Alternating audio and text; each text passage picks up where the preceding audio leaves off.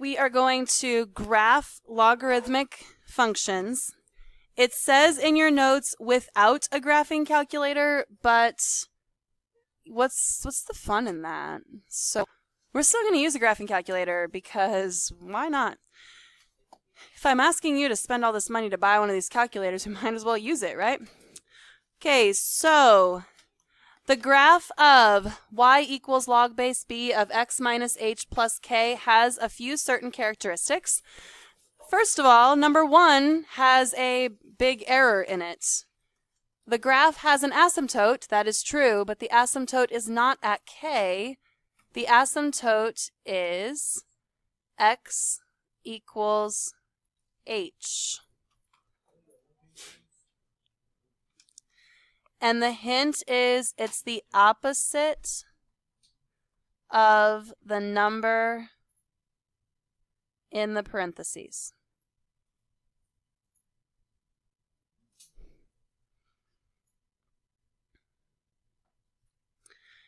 The domain can be found by doing x minus h is greater than 0 and then solving that inequality.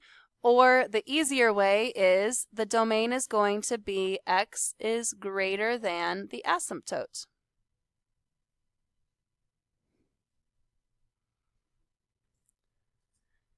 With logarithmic graphs, the range is the easy part. What's the range?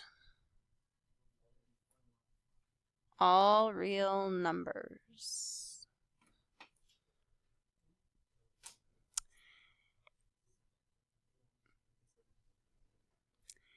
If you do not have a graphing calculator with the log base b feature, you'll need to use change of base formula. So let's review that because some of you either don't have your own graphing calculator or you have one that doesn't have the log base feature, or maybe you're sitting at home and you have just a normal calculator and you don't know how to do log base whatever.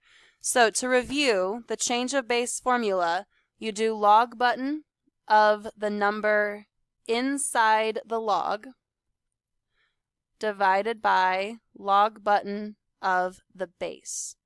The base is always on the bottom. So whatever base the log is, that's the log that you put on the bottom for the change of base formula. So let's practice that. Even if you have a calculator with the log base feature, let's practice using change of base in case you're ever in a situation where you need to figure it out and you don't have that fancy feature. So log base 6 of 15, we would do log of which number? 15 divided by log of the base 6.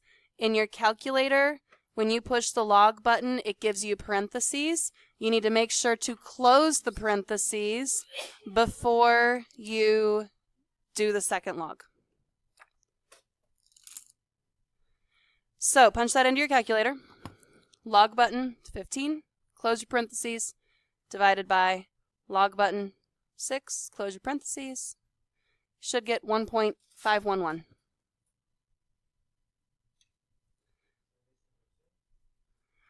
Take a moment and see if you can do 11 and 12 on your own. I will put the answers up there so you can see if you are punching it into your calculator correctly.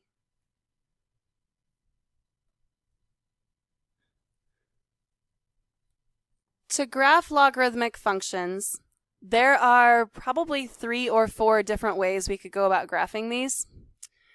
Do you trust me to tell you the easiest way? I have graphed these multiple ways. I'm going to tell you one way, which is the way that you're probably assuming I'm going to tell you how to do this, and then I'll show you the easiest way to graph these. And I think you'll agree that graphing logs is really, really easy.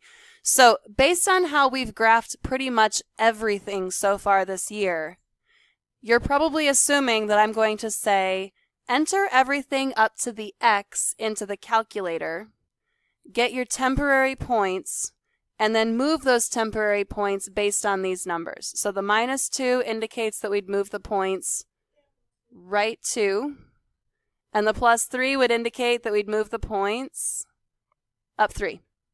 So right 2 and up 3. That's what you're probably assuming we're going to do. However, with logs, honestly, we're just going to enter the whole thing in the calculator. The whole thing. Before we do need to think about the asymptote. So the first thing that you should consider is your asymptote. And remember the hint for the asymptote, it's the opposite of whatever's inside the parentheses. So inside the parentheses it says -2, that means our asymptote is going to be at +2. And if you think about it, that -2 means right 2, so the asymptote moves right 2. All right, now enter all in the calculator. Okay, if you have the log base feature, alpha button, window button, then option number 5 is log base. And then you want to make your screen look exactly like the paper. So one more time, that's alpha button, it's the green button, window button, that's the one next to y equals, and it pops up a little menu, and then you select option number 5, log base. So log base 2 of x minus 2 plus 3. Do you see how my screen looks exactly like my paper? Okay. If you have a calculator without the log base feature, here's how you need to enter it. You need to enter everything from the log first. So log button x minus 2 divided by log button of the base 2. After you close out your parentheses, then you punch in the +3. Either way, go ahead and push graph and look at your graph. So you can see in this graph that it has moved right to, remember log graphs, it doesn't show the asymptote very well, so you kind of have to use your imagination and continue that little stem down. To get points, second button, graph button, that takes you into the table. And it's pretty easy to see what points you can't use because it says error, error, error. The first point that we can use is 3, 3. And if you look at the graph that we have so far, doesn't that kind of make sense? If our asymptote is at 2 and it can't cross the asymptote and it can't touch the asymptote, the first x value that we can actually use is 3. So I'm going to record 3, 3, 4, 4, 5, 4.6. And I'm going to record a couple more because, you know, why not? 6, 5, 7, 5.3. Since we're letting the calculator do pretty much all of the mathematical work for us, you might as well write down a couple more points and graph a couple more points. Graph these points.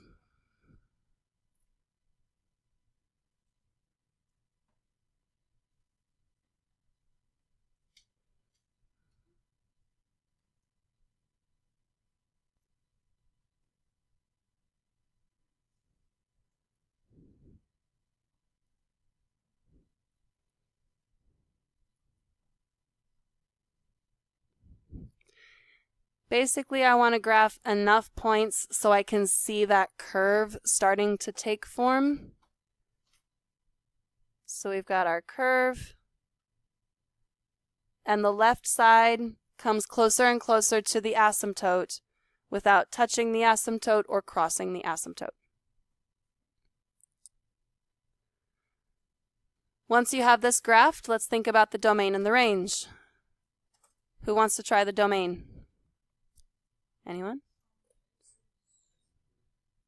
X is greater than which number? 2. And you can even look at your table. Notice our x values are all larger than 2 because 2 was that asymptote that we couldn't touch or cross. The domain, that's the easy part, or the range, that's the easy part. All real numbers. All right, I would like you to try number 2 on your own.